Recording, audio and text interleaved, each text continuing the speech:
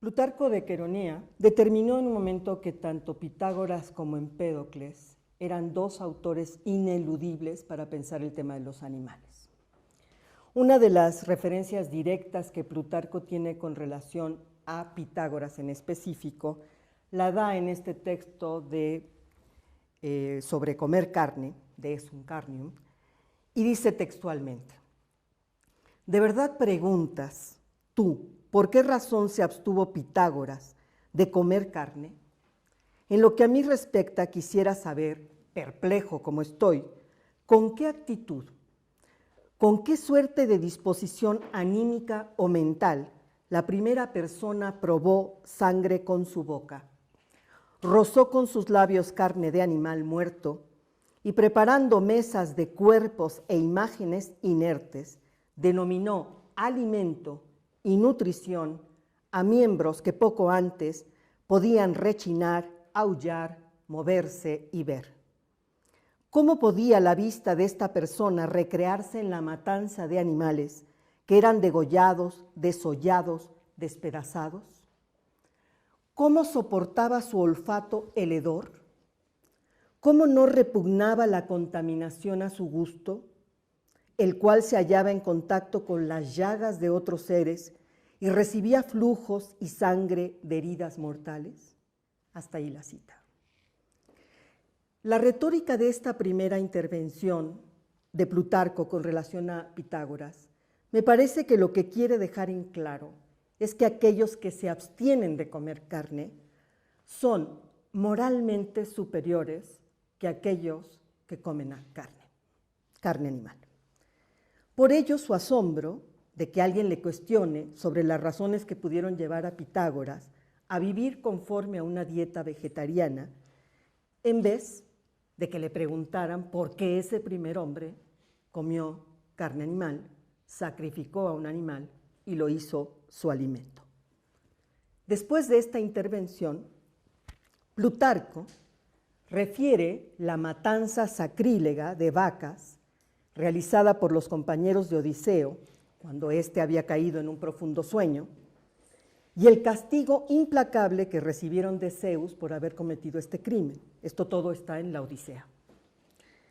Pues aún sabiendo, fíjense, Plutarco dice que aunque él sabe que esto es un mito, y él entiende por mito una invención, esas son sus propias palabras, el relato, dice, obliga a preguntarse qué fue lo que llevó a esa primera persona a comer a un animal, bueno, a matar a un animal y comérselo. La respuesta inicial es la necesidad y la escasez. Esta parte es muy interesante porque dice que hay una primera época dorada en donde todo estaba en abundancia, o sea, los productos de las cosechas, los frutos de los árboles, digamos, había una enorme riqueza vegetal en los campos y los hombres se alimentaban de ella sin ningún problema. Pero lo que Plutarco está relatando, que según esto se lo cuenta un interlocutor ficticio, es que hubo un momento que se vino una época muy dura, muy miserable, cuando la tierra fue asolada por tornados, por incendios, y que se acabó entonces toda esa prodigalidad que inicialmente se hablaba de esa famosa edad de oro. Y para no morirse de hambre, esta es expresión propia de Plutarco, dice: de modo antinatural, los hombres comenzaron a comer carne de animales. ¿Por qué comenzaron? Pues porque los hombres no conocían la técnica, entonces no sabían sembrar, no sabían cosechar, no sabían utilizar herramientas para el arado y el cultivo. Y les pareció entonces alimentarse como otros animales carnívoros. Esta referencia de Plutarco a la primera generación, según varios autores, a lo que parece aludir justamente es a Empédocles, quien junto con una tradición órfica y por supuesto pitagórica, creía, aquí empiezan las primeras posiciones, en la transmigración de las almas y en la necesidad de una vida ascética que le permitiera a los seres liberarse del ciclo de reencarnaciones. Esta es la primera idea. Esta es una idea que tiene pertinencia en el texto plutarquiano, porque él, en un momento sobre comer carne, afirma que al condenar la tortura y el asesinato de los animales, sigue a Empédocles, quien condena el sacrificio animal, condena la ingesta de carne, porque al comer carne estamos haciendo que las almas no logren purificarse y se queden siempre prisioneras de los cuerpos. Esto está en una alusión, no sé si ubican ustedes la mitología, a los titanes que descuartizaron a Dioniso. ¿Qué tan importante es este relato mitológico en Plutarco? Lo pregunto porque el propio Plutarco afirma, con cierta vacilación en más de un momento de este texto, que no está muy seguro si debemos creer en esta transmigración de las almas. Le parece que es una creencia no demostrable. Pero lo que sí le queda claro es que es una creencia valiosa. Que quien cree en esto, en la transmigración, quien cree en la posibilidad de que haya una relación de parentesco entre los vivientes, mantiene con los demás seres vivos un mejor trato. Y que esto es moralmente mejor, digamos. Da lugar a una mejor vida, a una vida buena. Este es un punto que me parece que es fundamental tenerlo en cuenta. Plutarco no se apresura a afirmar tajantemente que la transmigración es un hecho, ni nada por el estilo. Pero sí considera que es una creencia, insisto, muy valiosa. Por ello, entonces, cuando retoma a Pitágoras, uno de los elementos que toma en cuenta para estudiarlo es el elemento de la transmigración y la relación entre los vivientes. Sin embargo, podemos hablar de dos tipos de argumentos más. Es decir, juntemos todo lo que Pitágoras dice, según la propia visión plutarquiana, en tres tipos de argumentos. Uno, el religioso, que es este, de la transmigración de las almas, y la relación de todo lo viviente. El segundo se funda en argumentos morales. Esos argumentos morales se fundan en la idea de que los animales tienen capacidad racional y como tienen capacidad racional, tienen derecho a la justicia. Y tercero, argumentos que se les ha llamado dietéticos y de higiene corporal. Se los resumo en la idea principal: comer carne daña la salud del cuerpo y del alma. Así voy a, digamos, agrupar el texto pitagórico. Insisto, solo he tomado la introducción plutarquiana, no voy a revisar todo el texto o todos los textos plutarquianos al respecto. Sobre la vida pitagórica. Bueno, quizá lo primero que tenga que decir es un problema determinar qué dijo Pitágoras y qué no, en virtud de que se le atribuye gran parte de la producción de la doctrina, más allá de la posibilidad de su propia existencia temporal. Es decir, lo que hayan dicho discípulos, etcétera, se asume que es de pitagóricos. Entonces, diferenciar entre lo que haya dicho él y sus discípulos siempre ha sido muy complicado. Tiene el elemento, obviamente, que era una secta religiosa, con cierto grado de secrecía con relación a las enseñanzas. Entonces, la transmisión que tenemos y con los elementos que contamos de Pitágoras son fragmentos y referencias que se han hecho fundamentalmente en las biografías, no necesariamente de contemporáneos, sino de épocas posteriores. Entonces, estamos hablando de una reconstrucción de un pensamiento con cierto grado de dificultad por las fuentes mismas. Esto quisiera que lo tengan ustedes presente para entender un poco por qué va a haber tanta contradicción ahorita en algunos momentos de lo que voy a decir o de lo que voy a afirmar con relación al pensamiento de Pitágoras. No voy a entrar en la concepción de la filosofía, que no es tema ahorita, pero es claro que la filosofía tiene también un halo místico en el caso pitagórico, porque de lo que se trata es de formar vidas buenas, ¿no?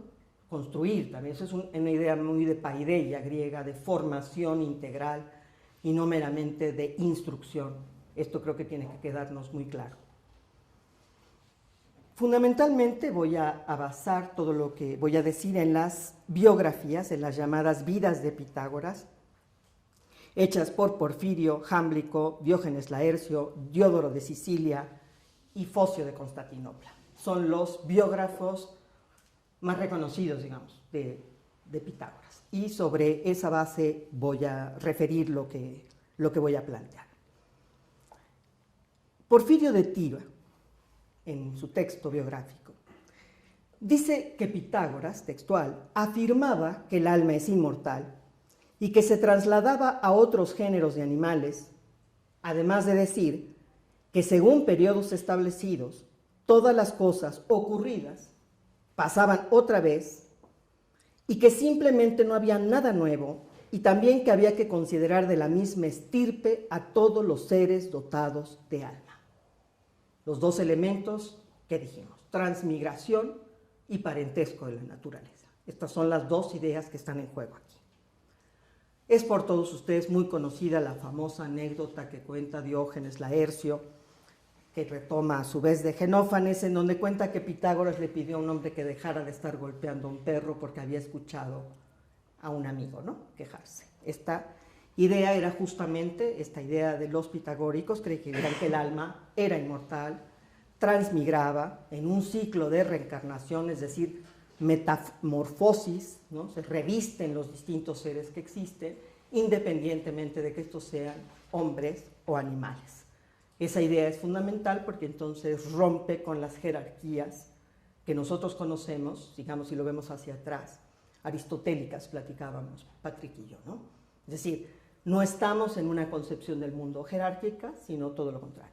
Es completamente integral, porque lo viviente hace un uno, que es un poco la idea primaria sobre la que tenemos que trabajar. Si estamos afirmando que tenemos una relación, unos lazos, digamos, de parentesco entre todo lo existente, podemos entonces entender por qué la prohibición de comer carne. La prohibición tiene que ver con evitar cometer un asesinato, un crimen. No vas a matar a un pariente, no vas a matar a un amigo. Yo, de hecho, titulé, cuando el libro salga, espero que lo vean, estos dos autores, tanto Pitágoras como Plutarco, apuestan por la compasión por los animales en función de que están en contra de lo que podríamos llamar las mesas tiesteas. Esto significa la famosa relato donde Atreo descuartiza a los hijos de Tieste, su hermano, y se los da a comer como revancha porque mantuvo relaciones con su esposa. Esta idea es justamente eso, es decir, el devorarte, es decir, la condición carnívora, pero es absolutamente caníbal, pues, por decirlo claramente. Este punto entonces de la reencarnación se vuelve fundamental, sobre todo, insisto, en estos ciclos de reencarnaciones. Y para dar cuenta de las transmigraciones del propio Pitágoras, Diodoro nos cuenta que en una ocasión en que Pitágoras estaba en Argos, rompió a llorar cuando vio un escudo colgado en la pared. Y decía que ese escudo había sido de Euforbo y que él había sido Euforbo. Todo el mundo lo miró con sorpresa y desconfianza y les dijo, volteen el escudo y atrás dice perteneciente a Euforbo. Lo hicieron, evidentemente, ven el grabado y creen entonces lo que dice Pitágoras. Esta referencia a la encarnación del alma del propio Pitágoras en Euforbo está relatada en distintos discursos, pero en uno fundamental, que es la Metamorfosis de Ovidio. Señalo esto porque los autores contemporáneos, Stephen Neumer, por ejemplo, dice que es uno de los textos más extraños donde está la referencia a Pitágoras, la Metamorfosis de Ovidio. Y sin embargo es un texto extraordinario que retoma la parte más, permítanme decirlo así, de compromiso moral o de compromiso ético del análisis del pitagorismo. Ovidio, en este discurso de Pitágoras, que lo encuentran ustedes en el libro 15 de la Metamorfosis, lo que hace es mostrar que Pitágoras tenía una posición vehemente, emotivamente estremecedora, a favor de los animales y en contra de su maltrato. Las explicaciones que da, bueno, explicaciones no, discúlpenme. La versificación que pone Ovidio, que no hay una explicación, sino una versificación y un llamado a detener la matanza, a detener la dieta animal, la dieta de carne, ¿no? Y defender entonces una dieta vegetariana, está basada justamente en esta idea de la reencarnación, en el lazo que nos une de parentesco con todos los seres vivientes. Y afirma que una alimentación libre de sangre es mejor, porque una alimentación libre de sangre es una alimentación que no es cruel. Toda alimentación que implique el asesinato de animales implica crueldad. De ahí su condena. Porque el asesino tiene que tener un alma impura para llevar a cabo el asesinato. De ahí entonces que no sería posible decir que ese hombre pueda llegar a ser feliz, que ese hombre pueda tener una vida buena, porque vive, sus acciones están fundadas en el acto cruel, de matar, de sacrificar. Este es el tema fundamental. Esa misma característica que Ovidio está tomando en cuenta del texto pitagórico, la ve en más de uno de sus biógrafos, Diógenes, por ejemplo. Diógenes dice que en Pitágoras, la vida pitagórica significa que la pureza se obtiene mediante las purificaciones, baños, abluciones y limpiándose del contacto con funerales, uniones sexuales y todo tipo de mancha, absteniéndose de toda carne de cadáveres o que haya sido sacrificada, de salmonetes y pargos, esta parte va a ser interesante que después lo retomemos, de huevos y criaturas nacidas de huevos, de habas y del resto de las cosas que están prescritas por los que cumplen los misterios en los templos. Ovidio entonces no solo está destacando que está prohibida la ingesta de carne animal, para que no profanemos nuestros propios cuerpos con la ingesta de algo impuro, sino está llamando a negarnos al crimen de la matanza.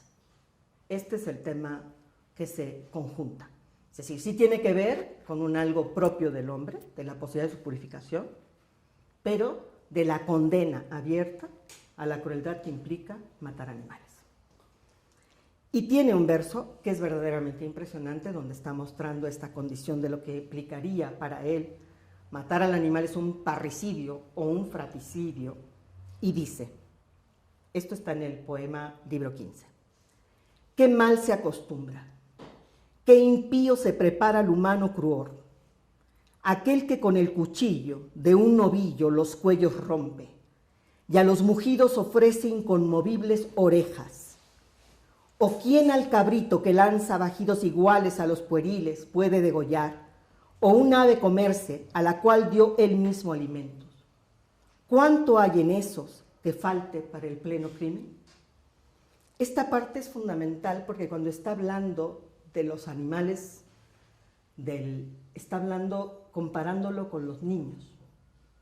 Es decir, ese gemido animal tiene que ver con el llanto de un niño. Y dice, ¿cómo es posible que quien está escuchando eso no escuche el dolor como si estuviera matando a un infante? ¿Cómo puede ser tan insensible aquel? Ese es un poco el planteamiento, ¿no? ¿Qué tipo de alma es la que tiene que tener el hombre que mata? Ahí va la idea. Y plantea, obviamente, esta edad áurea de la que estábamos hablando. ¿Por qué la abandonamos? ¿En qué momento fue ese abandono? Y al plantear, Ovidio no plantea exactamente lo que les decía de Plutarco, sino solo que dice que el hombre abandonó esa edad áurea, que le prodigaba los frutos, etc. Y la expresión es muy interesante, dice, cuando envidió las comidas y corpóreos manjares de los leones. Es decir, cuando se quiso convertir en un carnívoro, cuando empezó a envidiar a ese otro. Y pasó, dice, de matar esas asesinas fieras a dar muerte a animales domesticables y domésticos, lo convirtió en un criminal. Esta parte es maravillosa porque en un momento se pregunta cómo es posible que yo mate al animal que me ayuda para el arado, que me ayuda para la guardia. O sea, ¿cómo es posible que yo mate y me coma, por supuesto, aquel que a fin de cuentas es mi aliado, con el que comparto la vida, el destino, la familiaridad? Esta idea es muy interesante. ¿Cómo es posible que hagamos semejante cosa? Pero dice una parte de Pitágoras, dice Ovidio, que dice Pitágoras, y esta parte es la que ya me empieza a interesar. Dice que Pitágoras acepta que si algunos animales dañan, hay que matarlos. Pero solo a esos. Y a esos no los podemos comer. Y aquí entonces empieza en todos los autores la reflexión de qué pasó, ¿no? Porque entonces pareciera que se justifica cierto tipo de sacrificio y que se justifica cierto tipo de alimentación de carne. Y esto es un poco lo que yo les voy a presentar, las vacilaciones en un texto, cuando menos en los textos, en las referencias de los textos. Porque esta prohibición de comer carne, que está unida, lo dialogábamos también con Patrick, al hacer el sacrificio, porque este es el tema central, no solo es, estamos hablando en el caso de Pitágoras de sacrificios cruentos, crueles. Lo dice Jámblico, lo dice Diógenes, en fin. Pero afirma que esta prohibición de hacer los sacrificios no estaba para toda la comunidad pitagórica. Según Diógenes Laercio, solo era la prohibición para los de las cumbres más elevadas. Uno tendría que plantearse la diferencia entre acusmáticos, matemáticos en el pitagorismo, y a quienes sí se les pedía una obediencia puntual de la prohibición y a quienes se les permitía cierto grado de violación, digamos, de estos preceptos, ¿no? Diógenes Laercio dice que Apolodoro contaba que Pitágoras ofreció una hecatombe cuando descubrió su famoso teorema. El epigrama dice así: cuando Pitágoras descubrió esta muy noble figura, realizó por ella un ilustre sacrificio de bueyes. Y eso a los propios biógrafos les causó una curiosidad. ¿Cómo es posible que Pitágoras, que está en contra del sacrificio cruento, propusiera un sacrificio por el famoso teorema? Como evidentemente los biógrafos se dan cuenta de esta contradicción que genera esta afirmación, Porfirio, en Vida de Pitágoras, precisa que el buey estaba hecho de harina, porque Pitágoras acostumbraba a honrar a los dioses con cebada, pasteles, mirra e incienso, y no con animales. Hasta ahí pareciera que todo nos quedó muy bien, ¿verdad? Pero enseguidita dice, aunque algunas veces les ofrendara algún gallo o cerdo joven. Y otra vez vuelve a introducirse esta dubitación. Entonces, esto es permanente en los textos antiguos, este ir y venir, y les insisto, tal pareciera que es por la dificultad de separar la doctrina de Pitágoras de los pitagóricos. Entonces, hasta qué punto ciertas cosas, como todos le atribuían al maestro, al fundador, pues es un problema, ¿no? Bien. Este punto, pues, les digo, va a variar. En cada uno de los biógrafos vamos a encontrar momentos en que dice que se condenaba los sacrificios cruentos, en otros se afirmaba que sí posibilitaba el sacrificio de animales determinados. Por supuesto, los bueyes no, porque pertenecen a cierto grado de animal sagrado, pero esas son las prohibiciones, es decir, no a todo animal posible, sino cierta sacralidad. Y que por ejemplo, a los acusmáticos y a los políticos les decía que sí hicieran sacrificios, pero de ninguna manera a los filósofos contemplativos de la orden pitagórica. Esta es la parte. Se cuenta que Pitágoras tenía una relación privilegiada con los animales. No les voy a dar todos los relatos, pero hay uno muy bonito, que cuentan que cuando un buey estaba pastando un arbusto de habas, ya les he dicho, las habas eran sagradas, parecían consideradas al mismo nivel que la carne, y por eso su prohibición. Pitágoras se acercó al pastor y le dijo que le dijera al buey que no comiera ese árbol de habas. El pastor, por supuesto, se murió de la risa y le dijo que pues él no hablaba el lenguaje de los bueyes y no podía acercarse. Entonces Pitágoras se acercó, le dijo algo al oído al buey. Y se dice que el buey nunca volvió a comer habas, se convirtió en el buey sagrado de Tarento. Y bueno, esta es la narración. ¿Qué importancia tiene esta narración? Que es claramente muy mitológica en muchos sentidos y además de engrandecer una imagen como la de Pitágoras. Pero tiene, me parece a mí, doble propósito. Uno, está mostrando los tabúes alimentarios de la comunidad pitagórica. Las habas, como les digo, estaban prohibidas como alimento y las razones de esa prohibición son relativas a lo sagrado, a la naturaleza, al alma, exactamente que la prohibición de comer carne. Y segundo, porque según afirma Diógenes, esta parte es muy importante, la inteligencia y el ánimo, ojo, que no el entendimiento que es propiamente perteneciente al alma humana. Esta es una distinción que tenemos que entender muy bien en el periodo antiguo, constituyen el alma de los animales y los hermanan con los hombres y por ello son merecedores de justicia. Entonces, si bien no tienen lo que posteriormente se llamaría el logos como pensamiento abstracto racional, permítanme acotarlo de esta manera, sí tienen inteligencia, sí tienen ánimos de aliento vital. Entonces, por ende, son seres que sienten, son seres que piensan, aunque no hagan concepto abstracto. Esa es otra discusión. De ahí entonces que son merecedores del tema de la justicia. Esta parte me parece que es fundamental para entender qué está pasando en estas posiciones.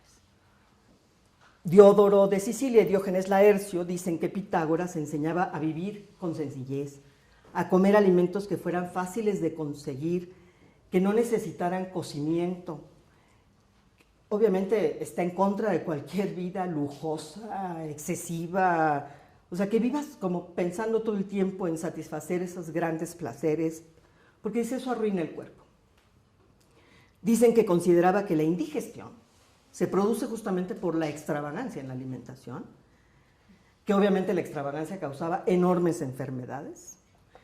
La que me encanta es que dice que la ingesta excesiva hace que te vuelvas poco agudo de entendimiento, ¿no? O sea, te vuelve torpe para el pensar mismo, ¿no? Y por eso, bueno, está en contra, obviamente, de comer carne, pero además, y vuelvo a insistir, como se van mezclando los argumentos, hay que beber mucha agua, dice, pero hay que rechazar todos los alimentos obtenidos, esto es textual, de modo injusto. Y de modo injusto es matando animales. Eso es lo que está condenado. Apuesta por una alimentación plenamente frugal, donde no se come carne, no se bebe vino, donde la digestión es más ligera, donde no se requiere tanta energía para procesar lo que se come. Esto va a ser un gran tema en Plutarco. Plutarco va a mostrar que nosotros no estamos físicamente adaptados para comer carne. Y hace todo un análisis de diferenciación entre los animales carnívoros y nosotros para mostrar que no estamos adaptados para eso y que por eso tenemos que cocerlo, llenarlo de hierbas y condimentos para soportarlo, etcétera, ¿no? Pero aquí está anticipado, eso es lo que quiero que se entienda. Si bien no lo dice así, sí está diciendo que no debemos comerla porque produce daño al propio cuerpo. Es un poco los argumentos dietéticos e higiénicos que les planteaba yo en un primer momento. Todos esos argumentos ustedes podrían decir que no derivan necesariamente de defender al animal. Es lo que contemporáneamente llamamos deberes indirectos, ¿no? Pero lo estamos haciendo así, es decir, a fin de cuentas estoy diciendo no lo comas por la afectación que te produce y de alguna manera defiendes al animal aunque no lo defiendas por sí mismo, aunque ya les mostré que sí los defiende por sí mismo también. O sea, pero hay diferenciación entre los grados de los argumentos, ¿no? Todas las razones dietéticas que establece Pitágoras están ligadas obviamente a la higiene, a la salud del cuerpo, pero también del alma. Porque abstenerse de los alimentos, estos alimentos de carne que producen, es muy curiosa esta parte, produce flatulencias, ¿no? Y dice, este malestar de los gases es muy incómodo, pero no déjense de la incomodidad, sino que nos hace que la atención esté ahí. No podemos dejar de pensar en el malestar. Entonces, por eso no reflexionamos, porque estamos con ello, ¿no? Pero dice, y en ese sentido inquieta nuestro entendimiento. No hay concentración posible si tenemos esto. Y dice, además, está articulado con el carácter moral. Esta parte a mí me parece brillante. Porque, claro, tiene que ver con los argumentos de orden religioso que ya les planteé. Esa defensa de una alimentación libre de carne, dice Jámblico, que afirmaba Pitágoras, permítanme la cita, dice, el mismo Pitágoras vivía de esta forma, absteniéndose de alimentarse con animales y rindiendo cultos en altares incruentos. Animaba a los demás para que no destruyeran a los animales, que son de la misma naturaleza de nosotros, y así entrar en razón a los animales salvajes, educándolos con palabras y hechos, pero no dañándolos con castigo. Se refiere aquí a una maravillosa anécdota de la osa de Daunia, que supuestamente atacaba a todos los animales, mataba, etc. Y entonces Pitágoras se sentó a hablar con ella y le dijo que así no eran las cosas, y le enseñó a comer frutos, y total que la osa nunca más volvió a comer a los otros animales. Sé que hay toda una mística alrededor, pero eso es un poco esa idea. Dice, también a los legisladores, de entre los hombres políticos, les ordenó que se abstuvieran de comer seres vivos, pues si deseaban obrar de manera justa y de forma elevada, era preciso que no cometieran injusticia hacia los animales que son nuestros parientes. Pues ¿cómo convencerían a los demás para que obraran con justicia si ellos mismos eran vistos practicando tal avidez? Existe una suerte de alianza familiar entre los seres vivos, mediante la comunidad que se produce por medio de la vida y de los mismos formantes y de la mezcla que estos producen, por lo que están unidos a nosotros como en una hermandad. Este es el texto de Jámblico. A mí me parece que no es poco relevante para la evaluación contemporánea de la posición pitagórica como teoría de los deberes directos, no solo indirectos, que Pitágoras promulgara la máxima no pasar nunca por encima de ningún yugo, como una petición de justicia para los animales, esos que son, insisto reiteradamente, nuestros parientes, por este lazo de comunidad entre lo viviente. Es decir, hay una revaloración de la creencia de una hermandad de todo lo vivo que tiene que mantener una armonía, porque cuando se rompe esa armonía, pues vienen las crisis ecológicas como la que tenemos. Este es un poco el planteamiento ya llevado acá a lo contemporáneo. Si se está defendiendo un trato igualitario entre los seres vivos, para romper la escala de dominación que implica la jerarquía cuando se construye una jerarquía de dominación. De ahí que aunque el contexto haya sido peculiar, es decir, el poema de Ovidio, de la Metamorfosis y los versos que les planteé, era fundamental establecer eso, ¿no? Que los animales, en su mugido, hay lengua, ¿no? Hay un lenguaje, y no como dijo el estoicismo o Aristóteles, no solo hay foné, hay logos, aunque ese logos no sea abstracto.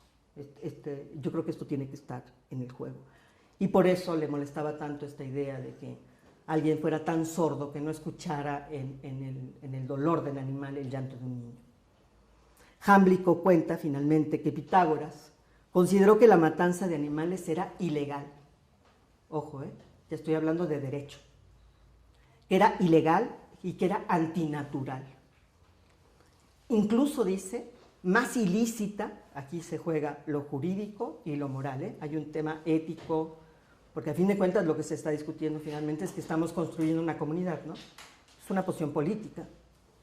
Entonces, ¿qué estamos diciendo de la convivencia, no? Si voy a convivir con un asesino, porque es un asesino el que mata animales, estoy construyendo una comunidad que genere ese tipo de valores. Entonces dice que considera, vuelvo a repetir, que la matanza de animales es ilegal, es antinatural y es más ilícita, dice, inclusive que el asesinato de un hombre en la guerra. Puede no gustarnos la guerra, pero la guerra tiene razones por las cuales se suscita. No hay razón para matar a un animal de un ser que no requiere la carne. Lo hemos inventado por glotonería, por lujo, inclusive yo podría decir hasta por desidia, porque somos flojos, ¿no? Porque nos es más fácil matar al animal que sembrar, cultivar, procurar la tierra. Esta es un poco la idea. De ahí entonces podemos decir que el pitagorismo defendió el respeto a los animales y, como muchos han dicho, el vegetarianismo. Sin ser tan, permítanme decirlos, tan dogmáticos de afirmar que es el primer vegetariano, porque no es el caso, porque les estoy mostrando que hay un vaivén, ¿no? Pero indudablemente hay una posición en favor de los animales a partir de la idea de la transmigración de las almas, de su reencarnación, de este ciclo eterno de reencarnación, del parentesco de la naturaleza, pero me parece, y esta es la parte que creo que en un análisis ético-político es fundamental, cuáles son los beneficios que un comportamiento justo hacia los animales permite para la vida en común.